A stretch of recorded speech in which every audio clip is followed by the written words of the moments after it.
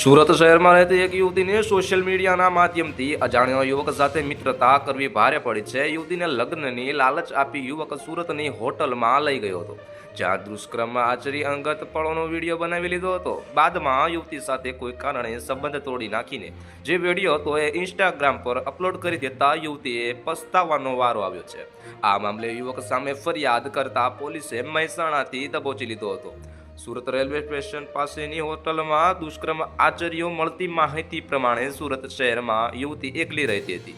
આ દરમિયાન 3 વર્ષ પહેલા સોશિયલ મીડિયા ઇન્સ્ટાગ્રામ મારફતે તેમની મિત્રતા મહેસાણા જિલ્લાના નંદાસણ તાલુકામાં આવેલ કૈયાર ગામમાં રહેતા કરણ નરેશભાઈ દંતાણી સાથે થઈ ગઈ હતી.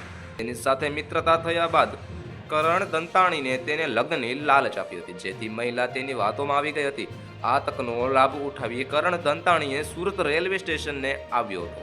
સુરત આવેલા કરણે મહિલાને મળવા માટે બોલાવી હતી.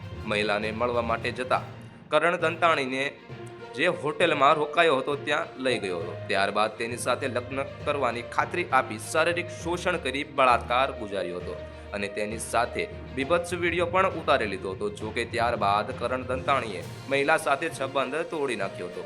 યુવતીએ સંબંધ તોડી નાખતા અંગત પળોનો વિડીયો ઇન્સ્ટાગ્રામમાં વાયરલ કરી દીધો હતો. ગત 3 ફેબ્રુઆરીના રોજ મહિલાનો વિડીયો સોશિયલ મીડિયા ઇન્સ્ટાગ્રામમાં વાયરલ કરી મહિલાને બદનામ કરી હતી, જેથી આખરે તેણે આ મામલે મહિતરપુરા પોલીસ મથકમાં ફરિયાદ નોંધાવતા પોલીસે કરણ દંતાણી સામે બળાત્કારનો ગુનો દાખલ કરી વધુ તપાસ હાથ ધરી છે.